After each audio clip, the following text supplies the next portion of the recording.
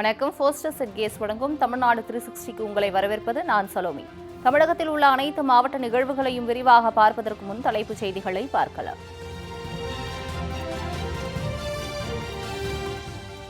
பண்ருட்டி அரசு மருத்துவமனையில் மக்களை மிரட்டும் மருத்துவர் குறித்த வீடியோவால் பரபரப்பு. மருத்துவரின் மிரட்டலால் அதிர்ச்சியடைந்த நோயாளிகள்.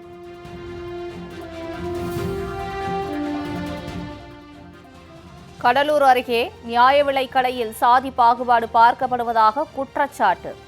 தனி ரேஷன் கடை அமைத்து தர பட்டியலின மக்கள் கோரிக்கை.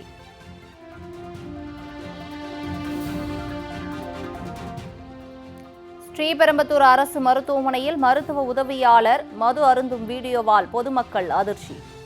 மருத்துவ உதவியாளர் மீது நடவடிக்கை எடுக்க கோரிக்கை.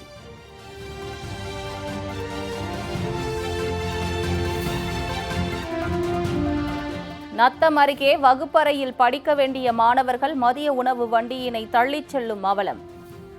பள்ளி நிர்வாகத்திற்கு பொதுமக்கள் கண்டனம்.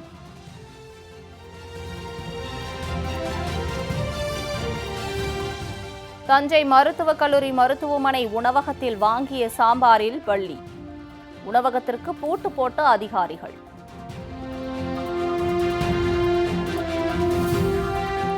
நாமக்கல் மாவட்ட தாசில்தார் அலுவலகத்தில் பழத்தட்டுடன் வந்து நூதன போராட்டம்.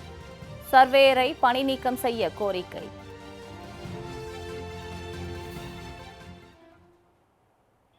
இனி விரிவான செய்திகளை பார்க்கலாம். ஸ்ரீபெரும்புதூர் அரசு மருத்துவமனையில் மருத்துவ உதவியாளர் ஒருவர் மது அருந்துவது தொடர்பான வீடியோ வெளியாகி அதிர்ச்சியை ஏற்படுத்தியுள்ளது. ஸ்ரீபெரும்புதூர் பகுதியில் சென்னை பெங்களூரு தேசிய நெடுஞ்சாலையொட்டி பேரறிஞர் அண்ணா அரசு பொது மருத்துவமனை அமைந்துள்ளது. இங்கு நாளொன்றுக்கு நூற்றுக்கணக்கான மக்கள் உள்நோயாளிகளாகவும் புறநோயாளிகளாகவும் சிகிச்சை பெற்று வருகின்றனர். இந்நிலையில் மருத்துவமனையின் அவசர பிரிவில் மருத்துவ உதவியாளராக வேலை செய்து வரும் இளையராஜா என்பவர் பணியின் போது மருத்துவமனை வளாகத்திலேயே மது அருந்தியுள்ளார். இதனை சிகிச்சை பெற வந்த நோயாளியின் உறவினர் ஒருவர் செல்போனில் வீடியோவாக பதிவு செய்த நிலையில் அந்த வீடியோ வைரலாகி வருகிறது. பணி நேரத்தில் மது அருந்திய மருத்துவ உதவியாளர் மீது துறை ரீதியான நடவடிக்கை எடுக்க வேண்டும் என சமூக ஆர்வலர்கள் கோரிக்கை விடுத்துள்ளனர்.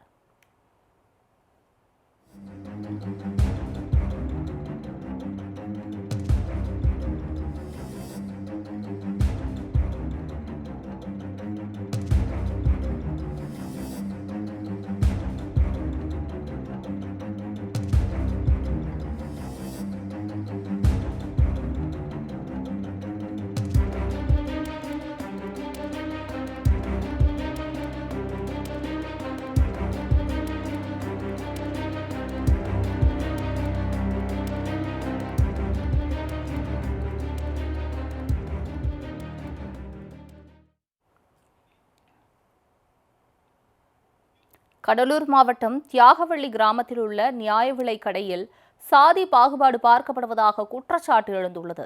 தியாகவள்ளி கிராமத்தில் பட்டியலினத்தை சேர்ந்த 250க்கும் மேற்பட்ட குடும்பங்கள் வசித்து வருகின்றன.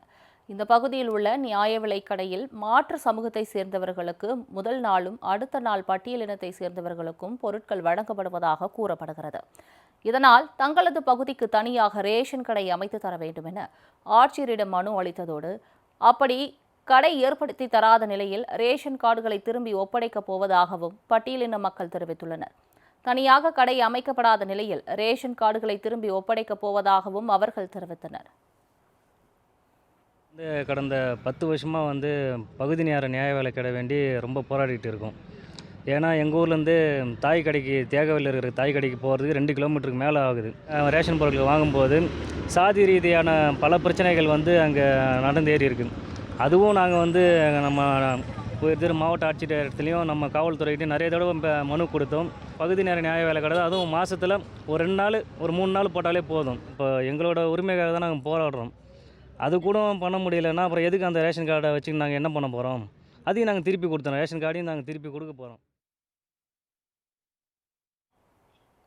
பண்ருட்டி அரசு மருத்துவமனையில் சிகிச்சை அளிக்கப்பட்ட பள்ளி சிறுவன் பாதிக்கப்பட்டது குறித்து கேட்டபோது மூடிக்கிட்டு போறியா இல்ல உன் மேல வழக்கு பதிவு செய்யவா என மிரட்டல் விடும் பெண் மருத்துவரின் வீடியோ வெளியாகி அதிர்ச்சியை ஏற்படுத்தியுள்ளது. தட்டாஞ்சாவடி பகுதியைச் சேர்ந்த 4ஆம் வகுப்பு படித்து வரும் தனுஷ் என்பவர் கீழே விழுந்து காயமடைந்ததால் காய்ச்சல் ஏற்பட்டதாக கூறப்படுகிறது. இதன் காரணமாக பண்ருட்டி நகராட்சி பின்புறம் அமைந்துள்ள அரசு ஆரம்ப சுகாதார நிலையத்தில் சிகிச்சை பெற்று ஊசி போட்டுக் கொண்டதாக கூறப்படுகிறது.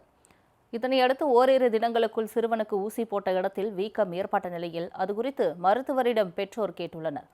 அப்போது அந்த அரசு மருத்துவர் மிரட்டல் பாணியில் பேசிய வீடியோ தற்பொழுது சமூக வலைதளங்களில் பரவி அதிர்ச்சியை ஏற்படுத்தியுள்ளது. நீங்கள் கம்ப்ளைண்ட் கொடுங்க மேடம். என் குழந்தைக்கு உடம்பு சரியில்லை, நான் வந்து உங்ககிட்ட ஒரு கேள்வி கேட்குறேன். உங்கள் ஹாஸ்பிட்டலில் இன்ஜெக்ஷன் போட்டு உங்கள் ஹாஸ்பிட்டலில் டேப்லெட் போட்டிருக்காங்க. நீ என்ன கேட்க எப்படி இங்கே போகிறாங்கன்னா உங்களுடைய ஹாஸ்பிட்டலில் இருக்கிறத நீங்கள் எப்படி நீங்கள் அலோட் பண்ணுறீங்க? வந்து 1 ஹவராக வெயிட் பண்ணுறோம். 10 மணிக்கு வரீங்க, ஸ்கூலுக்கு போகிற புள்ள 9 மணிலேருந்து வெயிட் பண்ணுறாங்க. ஓ சரி சரி. ஏங்க அதுக்கு மூடிட்டு கம்மெல்லாம் இருக்க வேண்டிய வார்த்தைலாம் நீங்கள் பேச வேண்டாம், புரியுதுங்களா? என்ன பேசுறீங்க? ஒரு குழந்தைக்கு வெயிட் பண்ணி உங்களுக்கு பார்த்தனா நீங்கள் மட்டும் உங்களுக்கு அறிவு இருக்கா கேட்குறீங்க. உங்களுக்கு எங்கே வேணால் போய் சொல்லுங்க, யார் என்ன கம்ப்ளைண்ட் பண்ணிங்கன்னு சொல்கிறீங்க. இதுதான் நீங்கள் பேசுறதா?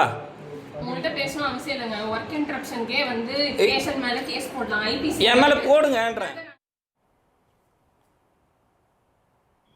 நோயாளிகளிடம் அலட்சிய போக்குடன் நடந்து கொள்ளும் மருத்துவர் இளந்தமிழ் மீது உயர் அதிகாரிகள் உரிய நடவடிக்கை எடுக்க வேண்டும் எனவும் பொதுமக்கள் கோரிக்கை விடுத்துள்ளனர்.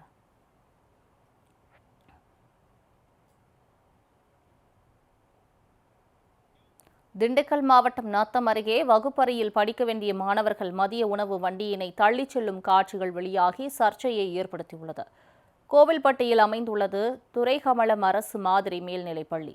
நத்தம் பகுதி மட்டுமல்லாமல் சுற்றுவட்டார பகுதிகளைச் சேர்ந்த சுமார் 2000க்கும் மேற்பட்ட மாணவர்கள் இங்கு பயின்று வருகின்றனர்.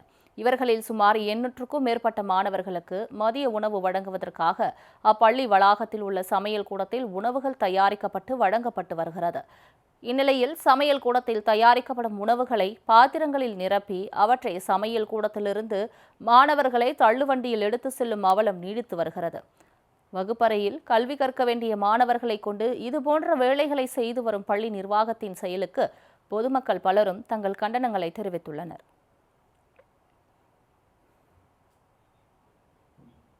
தஞ்சை மருத்துவக் கல்லூரி மருத்துவமனை உணவகத்தில் வாங்கிய சாம்பாரில் பல்லி இருந்ததை அடுத்து அந்த உணவகத்திற்கு சீல் வைக்கப்பட்டுள்ளது.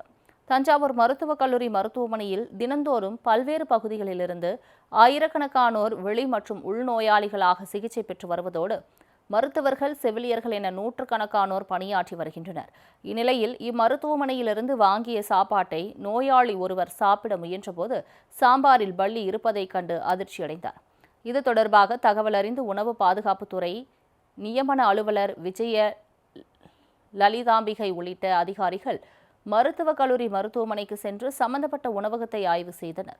அப்போது உணவகம் சுகாதாரமற்ற முறையில் இருந்ததோடு அதன் உரிமம் கடந்த 6 மாதமாக புதுப்பிக்காமல் செயல்பட்டதை அதிகாரிகள் கண்டறிந்தனர். இதனையடுத்து உணவகத்தினை பூட்டியதோடு சம்பவம் தொடர்பாக உணவகத்தின் ஒப்பந்ததாரர் சுதாகரன் என்பவருக்கு விளக்கம் கேட்டு நோட்டீஸ் அனுப்பியுள்ளனர். நாமக்கல் மாவட்டத்தில் வருவாய்த்துறை அலுவலகத்தால் நிராகரிக்கப்பட்ட மனுக்களுக்கான காரணங்களை கேட்டு மனுதாரர்கள் பழத்தட்டுடன் தாசில்தார் அலுவலகத்திற்கு வந்த சம்பவம் வியப்பினை ஏற்படுத்தியுள்ளது.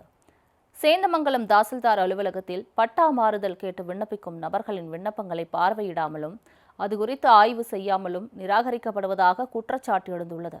இந்த நிலையில் சேந்தமங்கலம் தாசில்தார் அலுவலகத்தில் பட்டா மாறுதல் கேட்டு விண்ணப்பித்த மனுதாரர்களான காந்தியவாதி ரமேஷ், சாந்தாதேவி உள்ளிட்ட 6 பேரும் நிராகரிக்கப்பட்ட தங்களது மனுக்களுக்கான காரணங்களை கேட்டு பழத்தட்டுடன் ஊர்வலமாக வந்து முதல்நிலை வருவாய் ஆய்வாளர் தமிழ்ச்செல்வியிடம் மனு அளித்தனர்.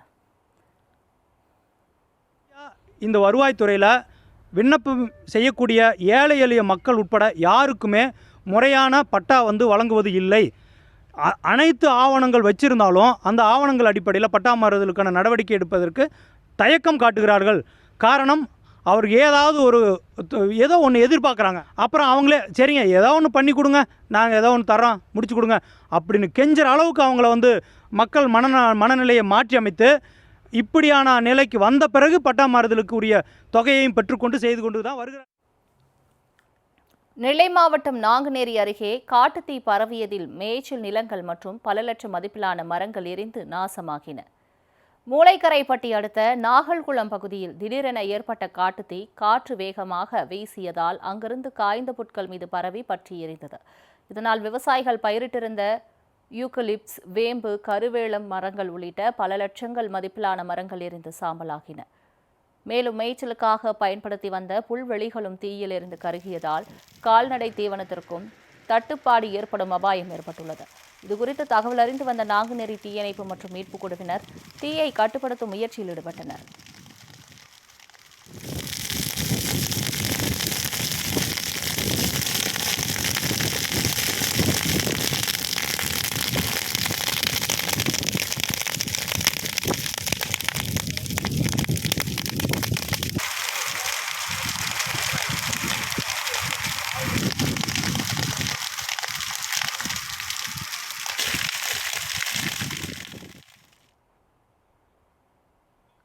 போஸ்டஸ் எட்கேஸ் வழங்கும் தமிழ்நாடு 360 அடுத்து வருவது ஊர் நிகழ்வுகளை விரைவாக வழங்கும் உள்ளூர் எக்ஸ்பிரஸ்.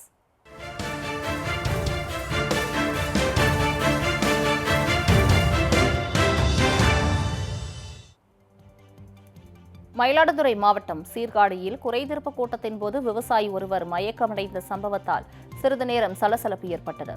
சீர்காழி கோட்டாட்சியர் அலுவலகத்தில் நடைபெற்ற விவசாயிகள் குறைதீர்ப்பு கூட்டத்திற்கு தென்பாதி பகுதியைச் சேர்ந்த விவசாயி உத்திரபதி என்பவர் வந்திருந்த நிலையில் அவர் அமர்ந்த இருக்கையிலேயே மயங்கி விழுந்துள்ளார்.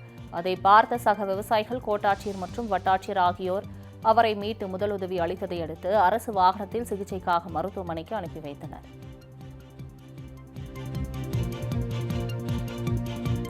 திருப்பூர் மாவட்டம் உடுமலை அருகே புதர்மண்டி கிடக்கும் ரயில்வே சுரங்கப்பாதையினை சீரமைக்க வேண்டும் என பொதுமக்கள் கோரிக்கை விடுத்துள்ளனர். கொழுமம் ரோடு ரயில்வே கேட் பகுதியினை கொழுமம், குமரலிங்கம், ருத்ரபாளையம், பழனி உள்ளிட்ட 50க்கும் மேற்பட்ட கிராம மக்கள் பயன்படுத்தி வருகின்றனர். இந்நிலையில் ரயில் வர தாமதமானதால் கேட் அருகில் வாகனங்கள் செல்வதற்காக அமைக்கப்பட்ட சுரங்கப்பாதையில் தற்போது கழிவுநீர் தேங்கியும் புதர்மண்டியும் காணப்படுவதால் அதனை அவசர காலங்களில் பயன்படுத்த முடியாத நிலை ஏற்பட்டுள்ளது. எனவே ரயில்வே நிர்வாகம் சுரங்கப்பாதையினை சீரமைத்து மக்கள் பயன்பாட்டிற்கு கொண்டு வர வேண்டும் என பொதுமக்கள் கோரிக்கை விடுத்துள்ளனர். கோவை உப்பிலப்பாளையம் அருகே சாலையின் நடுவே ஏற்பட்ட பெரிய பள்ளத்தால் வாகன ஓட்டிகளும் பொதுமக்களும் அதிர்ச்சி அடைந்துள்ளனர். சிங்காநல்லூர் அருகே உள்ள உப்பிலப்பாளையம் பகுதியில் பாதாள சாக்கடை பணிகளுக்காக தோண்டப்பட்ட பள்ளம் சரியாக மூடப்படாததாலும் அதே இடத்தில் குடிநீர் இணைப்பு குழாயில் ஏற்பட்ட உடைப்பை சரி செய்யாமலும் விட்டதாலும் மண்ணரிப்பு ஏற்பட்டு பள்ளம் உண்டாகியுள்ளது. சாலை போக்குவரத்துக்கு மிகுந்த இந்த சாலையில் பள்ளம் ஏற்பட்டபோது நல்வாய்ப்பாக வாகனம் எதுவும் செல்லாததால் அசம்பாவிதம் தவிர்க்கப்பட்டது. இதுகுறித்து தகவல் அறிந்து சென்ற மாநகராட்சி ஊழியர்கள் பள்ளத்தை மூடி குழாய் உடைப்பை சரி செய்யும் பணியில் ஈடுபட்டனர்.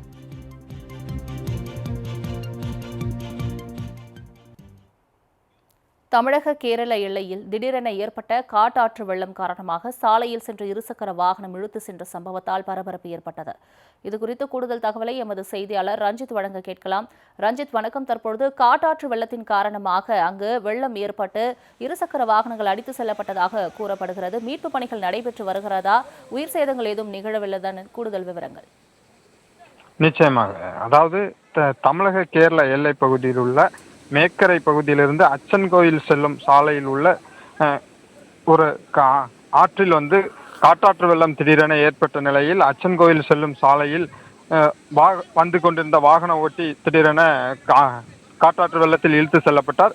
இந்த நிலையில் இது குறித்து தகவல் அறிந்து விரைந்து சென்ற வனத்துறையினர் மற்றும் சக வாகன ஓட்டிகள் அவரை மீட்ட நிலையில் அவரது வாகனத்தையும் மீட்டு தற்போது அவரை தென்காசி அரசு மருத்துவமனைக்கு அனுப்பி வைத்துள்ளனர். இருந்தபோதும் அந்த வழியாக உள்ள 3 ஆறுகளிலுமே காட்டாற்று வெள்ளம் ஏற்பட்டு வரும் நிலையில் அந்த வழியாக செல்லும் வாகனங்கள் கவனமாக செல்ல வேண்டும் எனவும் ஆற்று படுகை ஓரமாக யாரும் செல்ல வேண்டாம் எனவும் வனத்துறை சார்பில் அறிவுறுத்தல் செய்யப்பட்டுள்ள நிலையில் அச்சன் கோயில் பகுதிக்கு யாரும் செல்லாதவாறும் சில வனத்துறையினர் சோதனை சாவடியில் திருப்பி அனுப்பி வருவது குறிப்பிடத்தக்கது. தங்களின் முழு விவரங்களுக்கு நன்றி ரஞ்சித்.